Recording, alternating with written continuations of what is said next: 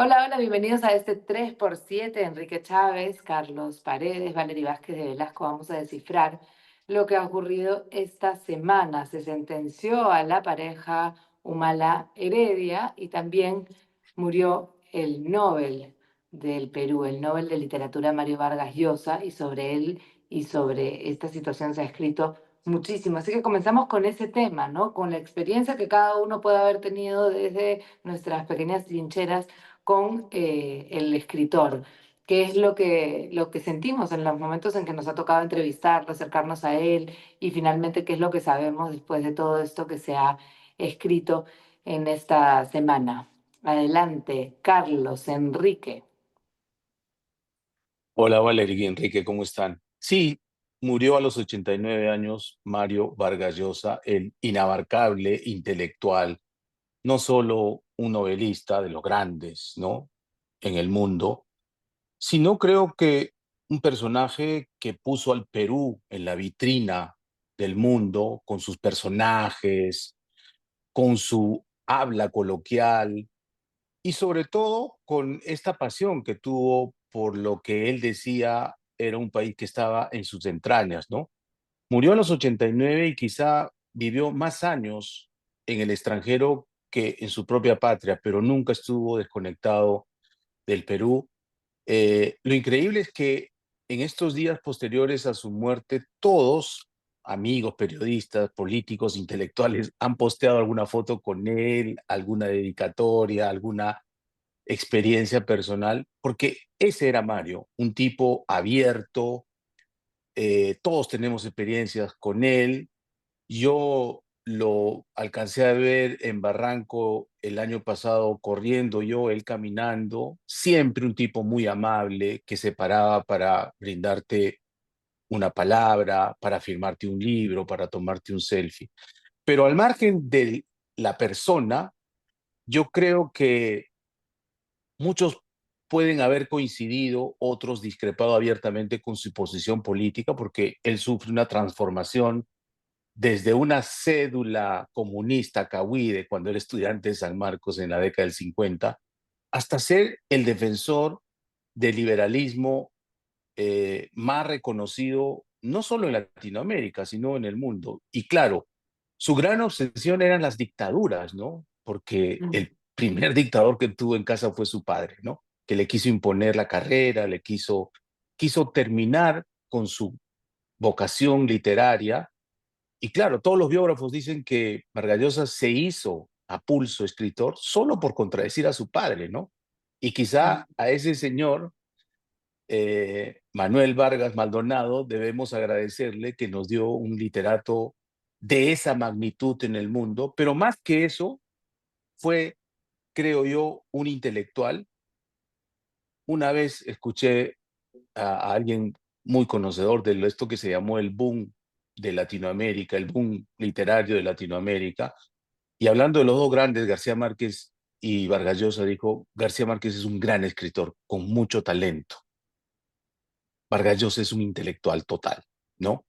Que escribe ensayos, crítica literaria, que escribe reportajes, que escribe las columnas, piedra de toque, que han marcado la pauta, no solo en Latinoamérica, sino en el mundo. Claro, hay gente que no le perdona su postura, que ellos llaman neoliberal, en fin, cada uno podrá coincidir o discrepar, pero lo que todos reconocen de Vargas Llosa es su honestidad intelectual, ¿no? Con mucha pasión defendía sus ideas y su coherencia. Ha fustigado tanto a los dictadores de derecha como Pinochet, como Videla y demás, como a los dictadores de izquierda, empezando por Fidel Castro, con el que rompió después del evento terrible con el poeta Alberto Padilla en los 60, y siempre ha defendido la libertad. Creo que él perdió las elecciones en el año 90 con Fujimori, pero sus ideas libertarias quedaron en el Perú y eso es lo que hay que agradecerle. Sí, ¿no? El nombre de Perú claramente ha estado siempre muy bien acompañado del nombre de Mario Vargas Llosa, ¿no? En Francia, en España, en general, en el mundo entero. Yo he tenido la suerte de entrevistarlo cuando era muy inexperta, muy chiquilla y él, lo que tú dices, ¿no? Con una amabilidad total, como si fuese yo una persona muy respetable, me saludaba, me daba su tiempo, este, y después me ha tocado ser amiga de su hija, con lo cual he llegado a ver también la calidad de padre que tenía y de, además del amor de los hijos que gozaba. Y luego una experiencia muy, muy bonita que fue durante la pandemia, gracias al pedido de Morgana, él fue el que nos introdujo a un curso sobre la lectura de Ulises, de James Joyce. Hicimos un taller y él, por la buena relación que tenía además con Raúl Tola, que era el que llevaba este seminario, nos da la primera charla, ¿no?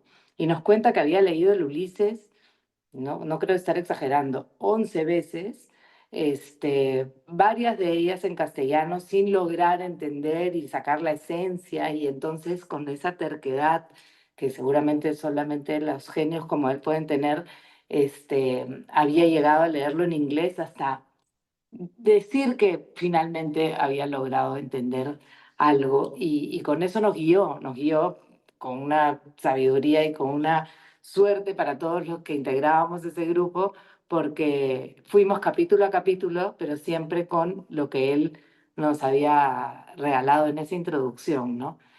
Luego lo he visto un par de veces más y siempre eso, amable, muy, muy mundano, muy, muy cercano, ¿no? Muy, muy al alcance, a pesar de ser realmente un ídolo del mundo, ¿no? Y por eso es que se ha escrito tanto y se seguirá escribiendo tanto y se le seguirá leyendo tanto. Así que, sí, un reconocimiento, pues, el que ha comenzado esta semana hacia él, ¿no? Y ojalá que lo haya sentido también en vida, que yo diría y espero que sí.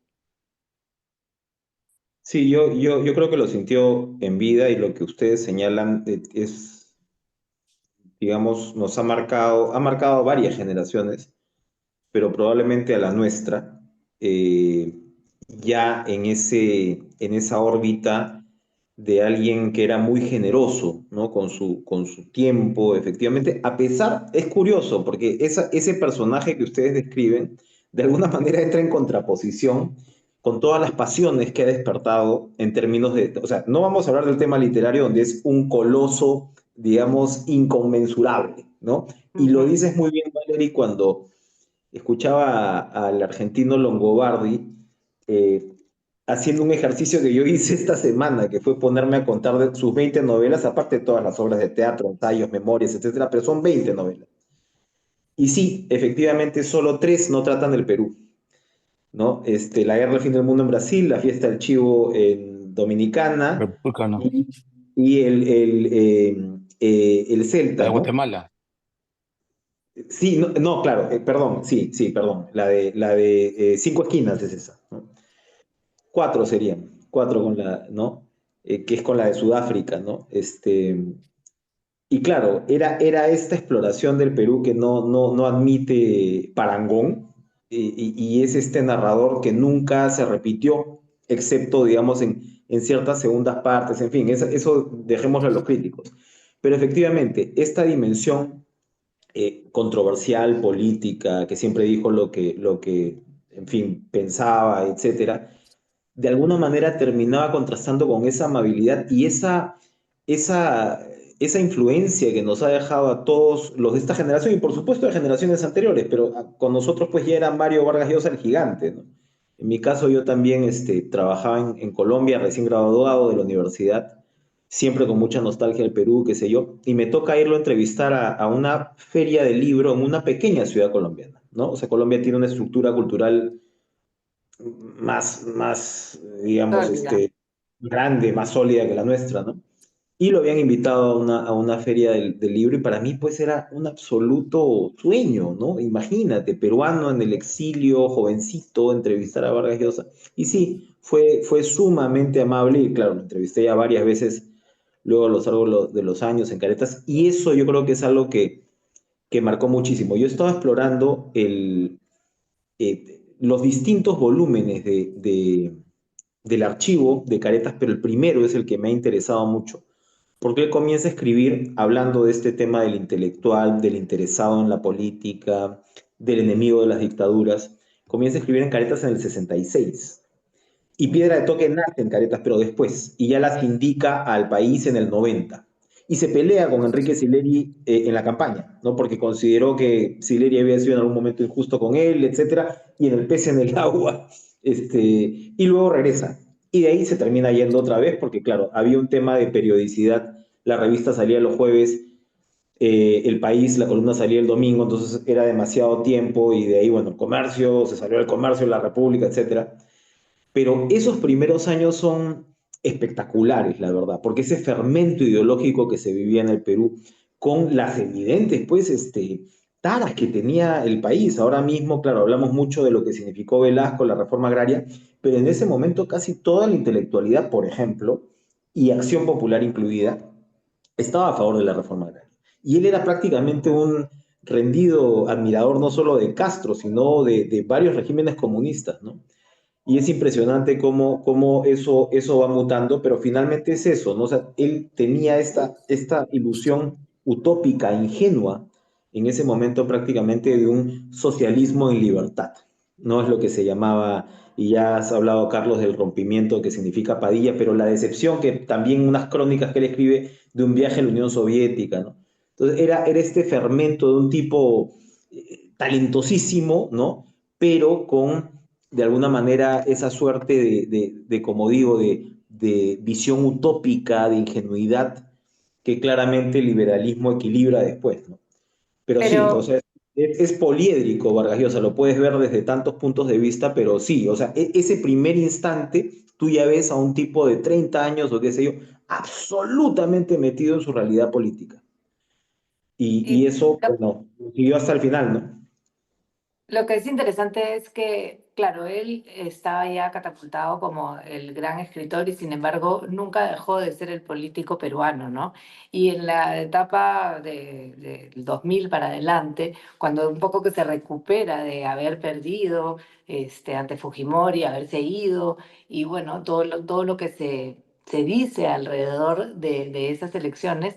Finalmente él decide volver a hablar, ¿no? Y cada vez que hablaba era polémico, y sus palabras, y su frase, y definitivamente su decisión de apoyar a uno u otro candidato era importante para todos los peruanos, no pasaba desapercibida, se le criticaba duramente, pero luego él se ponía, ¿no? Parado y sin polo frente a quien le dijera algo sobre lo que él opinaba, creía y finalmente decidía, ¿no? Llevando pues a muchos a opinar con fuerza en su sentido, digamos, en el sentido en que él comentaba esto o con toda la crítica y toda la molestia que causaba, ¿no? ¿Por qué habla? Él es escritor, ¿por qué dice? ¿Por qué opina? ¿No? Esa era una de las discusiones alrededor de él y sin embargo nunca dejó de hacerlo. Tenía la política en su ADN, ¿no? Y no solo fue un convencido de la revolución, ¿no? En democracia que nunca se dio para él, después eso fue casi como una contradicción, ¿no? Pero cuando adhiere a las ideas del liberalismo, lo ha contado en su ensayo, El llamado de la tribu, ¿no? Como, cuáles son sus referentes, cómo se enamora de Margaret Thatcher, ¿no? Y de ahí empieza su liberalismo a ultranza, que la trae aquí al Perú con el movimiento Libertad. Pero imagínense el año 90, en el apogeo del PRI, el PRI estuvo 71 años en el poder ininterrumpidamente en México, invitado por su amigo Octavio Paz, y les dijo en su cara, esta es una dictadura perfecta, no necesita sacar los tanques, no necesita tomar el poder a la fuerza, porque ha cooptado todas las instituciones y maneja hasta los recogedores de basura, ¿no? Y se lo dijo en la cara de Octavio Paz, que no disimuló el enojo o la incomodidad, y delante de todos los intelectuales, lo ha contado Enrique Krause esta semana en una columna bastante sentida después de la muerte de Mario, y también se fue a Caracas una vez, Chávez lo retó a un debate y él aceptó. en Caracas, ¿no? Al final reculó el comandante, probablemente consciente de su orfandad intelectual, pero era de ese tipo de cosas, ¿no? En el Perú fue una suerte de árbitro en las últimas 4 o 5 segundas vueltas, y a hoy sus enemigos ideológicos le están refregando, por ejemplo, lo que vamos a contar luego en este podcast, lo que ha pasado con Ollanta y Nadine. Mira, tú avalaste a Toledo, resultó ser un... Yo creo que él fue el escritor estadista. Como escritor era un grande, como político fue un estadista, porque siempre pensó en lo que era mejor para el país y en general para el mundo, defendiendo con todo su pasión y sus vísceras la libertad. Y fue un Ujú. libre que a los 79 años decidió irse con una socialité enarbolando su libertad también, ¿no? O sea, fue coherente en toda su vida. Yo me salto ese tema porque creo que, en fin, no tengo por qué comentarlo, pero sí me parece que hay gente a la que le alcanza la vida mucho más que a otros, ¿no? O sea, cuando tú hablas de todo lo que ha hecho Mario Vargas Llosa, de todo lo anterior a lo que hemos estado comentando, a mí me parece impresionante. Y Patricia Llosa fue muy importante justamente para que él logre hacer casi todo lo que hizo, ¿no? Tanto como escritor, como político, estadista y como padre, ¿no? Entonces, creo que, creo que hay vidas que son productivas y esta es probablemente una de las más productivas que por lo menos yo haya visto y además tenido cerca, ¿no? Con la suerte. Sí, es bien interesante lo que hablas de la productividad y el papel de Patricia, que él mismo se lo reconoció, ¿no? En el discurso del Nobel. Qué necesario fue, de alguna manera, tener a alguien que le diera esa estructura. Todos los que pudimos hablar con él sabíamos que Patricia era la que te votaba cuando ya tu tiempo había terminado y él, él seguía siendo el policía bueno, ¿no? Claro. Él seguía siendo encantador y ella asumía, ¿no? Por completo ese rol. Y sí, y es interesante cómo en estos reclamos políticos te decían, nos dio a Toledo, nos dio Humala, ahora, te da a Toledo contra Alan García, ya sabemos cuál era la relación en principio contra Alan García, pero luego te da al Alan García 2 contra el Humala 1. Ujú. ¿No? O sea, y yo sí creo que había en medio de todo, y te da a Keiko contra Castillo, ¿no? Sí, Después, era valiente en sus opiniones y en las consecuencias de estas, sin duda. yo creo que se basa mucho en lo que finalmente dice Carlos. Le reclaman ahora mucho supuestas posiciones ultraconservadoras hacia el final de su vida. No creo que haya sido así. Yo creo que en realidad lo que ha pasado es que de alguna manera la derecha se ha vuelto ultraconservadora en muchos aspectos. Y eso es lo que está un poquito sobre la cancha. Pero en realidad yo creo que si tú miras esa secuencia de apoyos controversiales que él da post-Fujimori, y que como dices, fueron muy importantes, en elecciones muy ajustadas, ¿no? O sea, estás hablando de elecciones en el caso de Kuczynski, a quien él apoya, donde Kuczynski le gana por 30.000 votos a Keiko, ¿no?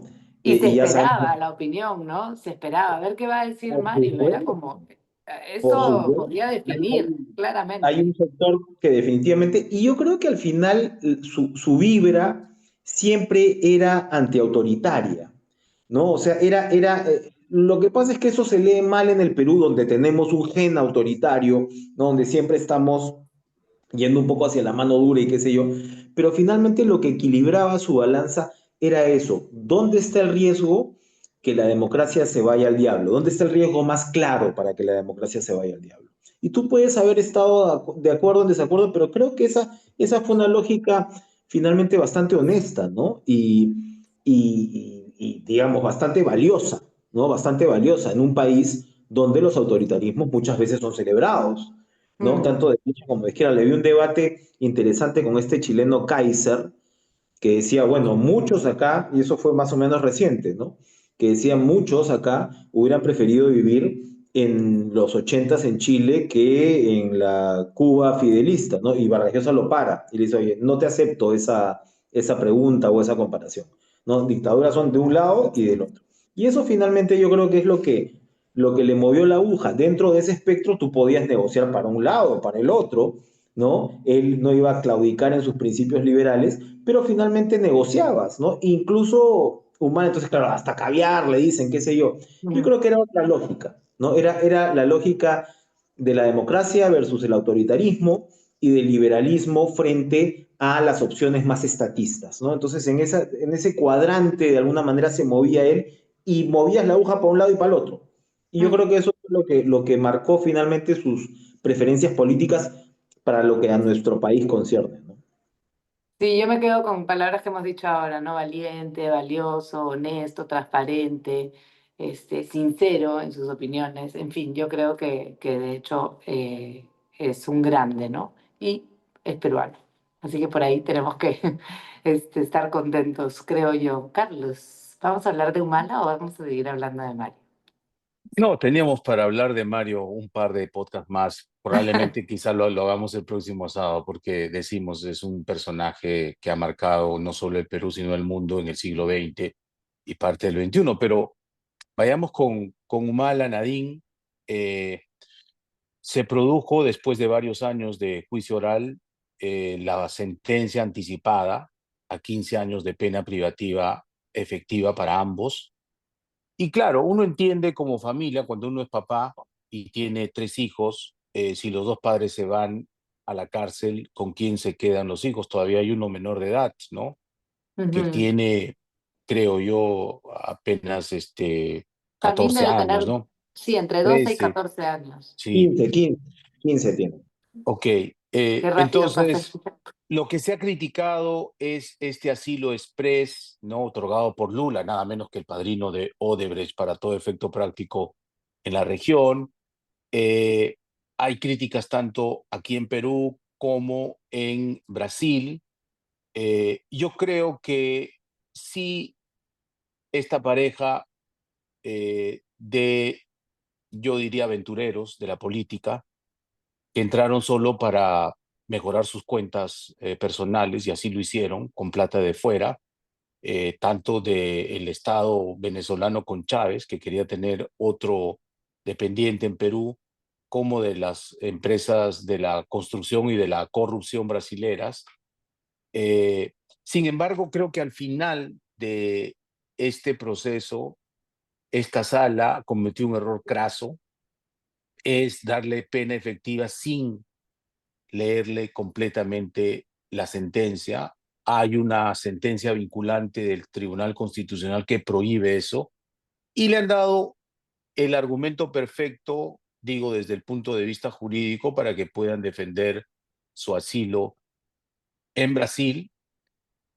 Otra cosa que me parece que no va a resistir la segunda instancia Mm. eh, es el tipo penal. Lavado de activos es algo muy forzado. Creo que no hay evidencia jurídica para sentenciarlos por eso. Y creo que el error de origen del equipo Lavallato, que hoy ha salido a reivindicar los 15 años y dice que eso va a ser un antecedente para cócteles y todos los demás, yo creo que no, que se va a caer en segunda vuelta, que Ollanta probablemente salga libre y termine en Brasil viviendo con su familia. Y creo que a pesar de que la sala hizo un esfuerzo de trabajar profesionalmente, al final cometió un craso error. Y creo que la victoria de el equipo Lavallato, concretamente del fiscal Germán Juárez Atochi y de su coordinador Rafael Vela, aunque José Domingo se puso para la foto, ¿no? Atrás, Figuretti, va a ser pírrica, lamentablemente, porque tuvo un problema craso de origen. No se forzaron los tipos penales y obviamente no se hizo una investigación fiscal prolija, pero en fin, esto lo que hace más bien es contaminar un poco el sistema de administración de justicia a la larga y va a favorecer más bien a los otros procesados que sí deberían estar presos por otros delitos y hace mucho tiempo. Creo Ujú. que lo que hace es reforzar la mala estrategia y el pésimo trabajo del equipo Lavallato, ¿no? Yo lo que me pregunto con este caso es, uno, lo que acabas de decir, ¿no? Que tú crees que se va a caer en segunda instancia, en fin, Ollanta tal vez está jugando con eso como político, como lo hizo Keiko en su momento, mira, arréstenme ahora y luego yo salgo y sigo eh, en la carrera política, vamos a ver cómo. Pero la pregunta, y además, perdón, también tiene que ver mucho cómo ahora están haciendo el paralelo, ¿no? Entre el caso Ollanta y el caso Keiko por el hecho de que recibieron dinero para las campañas y que si finalmente Keiko también podría caer con esto. Pero mi pregunta es, ¿le hubiera pasado a la pareja de aventureros, como ha descrito, a la pareja Humala Heredia, lo que les ha pasado, lo que ha estado sucediendo todos estos años, si Nadine hubiera tenido un comportamiento menos ambicioso? Esa es mi, mi inquietud. Finalmente Nadine se fue de Boca, ¿se acuerdan en esa entrevista que le hizo Gabriel Garbulevich en Cosas? Y a partir de eso comenzó el hecatombe, ¿no? Porque se notó que él era cosito y que ella tenía tanta ambición que estaba usurpando funciones y avanzando a otra velocidad y con planes que mucha gente rechazó en ese momento. Y a partir de ahí parece, yo diría, mi sensación es que comenzó un poco la debacle para la pareja. Es interesante lo que dicen ambos. Yo me planteo el caso Nadine siempre como desde otras perspectivas, ¿no? O sea, los Kirchner gobernaron Argentina, no sé, 15 años, 20 años, eran un proyecto político conjunto y nadie, digamos, se rasgó las vestiduras por ese lado, ¿no? Por la ambición de ella. El caso Nadine es un poco, como te digo, me genera reacciones encontradas, ¿no? Porque sí pueden haber sido unos aventureros. Ahora, ojo, aventureros que se bancaron dos elecciones. ¿Ah? O sea, a ver, ¿no? ¿Ya? Y que moderaron sus posiciones, lo cual no deja de ser interesante. La hoja Yo de creo, ruta. claro, de Vargas Llosa, por cierto. Pero a lo que voy es que yo creo que la tragedia de Humala en este caso es la soledad política, ¿no? O sea, Ujú. Humala se pelea, Humala y Heredia se pelean con la izquierda y la derecha los desprecia, a pesar de que finalmente jugaron más o menos con reglas de derecha. Lo que hizo fue el MIDIS, metió este tema del aporte minero, los empresarios le reclaman mucho que comenzó, digamos, la desaceleración del Perú gracias a ellos, Piloto etcétera. automático, ¿no? Exacto, pero no estamos hablando pues de, o sea, Fungo, y claro, comenzó con Xiomi Lerner, pero terminó con Cateriano, again, Vargas Llosa, ¿no? Y había pasado por Valdés Dan Cuarto, o sea, una cosa, Juan Jiménez, que es un tipo interesante, ¿no? Como PCMs. Entonces, yo lo que veo es una tragedia de soledad política, donde quizás la evaluación sería distinta ahora. Claro, ella fue sumamente ambiciosa, es cierto, y lo que yo sé es que esa familia pasó por un golpe muy duro después de esa entrevista con Nadine, pero también sé que él estaba desesperado porque ella no vaya a la cárcel, ¿no? Él, yo creo como militar ya se la había comido una vez, acuérdate que ella iba a Santa Mónica, ¿no? Él finalmente Ujú. está en Barbadillo. El A ver, mismo más, cuarto que después usa Keiko. Ella le arregla el cuarto a Keiko. imagínate, más allá de esas consideraciones que de repente son Zelda. un poquito, ¿cómo decirlo? Miramientos de mi parte.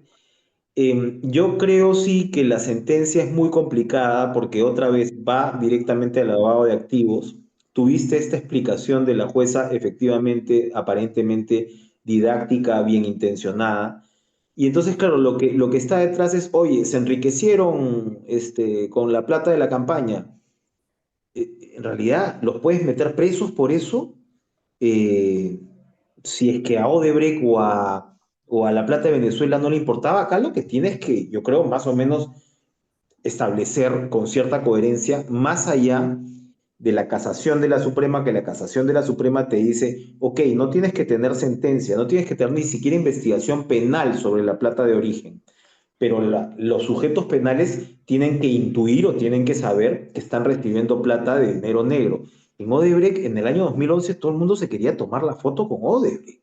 O sea, esa es la verdad. Entonces, claro, de ahí tú aventurar que esto era plata negra o plata de delito, ¿en qué momento es plata de delito? Porque son las ganancias que han tenido, y claro, Germán Juárez, el fiscal, dice, esto es porque en el caso de Venezuela, Chávez les cobraba a los empresarios petroleros y esa plata venía de ahí. Y en el caso de Brasil, ¿cómo compruebas que eso es delito? Porque es plata que supuestamente ha salido de la caja 2, que supuestamente viene de las coimas y de las utilidades ilícitas. ¿Cómo tú defines eso, no? Entonces, en materia penal sí me parece que sigue siendo un problema, porque por forzar la figura de que no podías hacer por ilegalidad de los aportes de campaña, que ya sabemos que era una falta administrativa, has forzado esta figura de lavado, donde pues casi cualquiera podría caer. Lavado pues es terrorismo, es minería ilegal, o sea, sabemos qué cosa es lavado. Narcotráfico.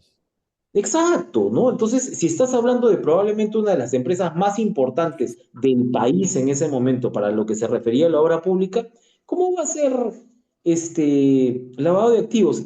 Estamos hablando del año 2011, o sea, estamos hablando de 3 o 4 años antes de que estalle el lavajato. Y que Entonces las es bastante...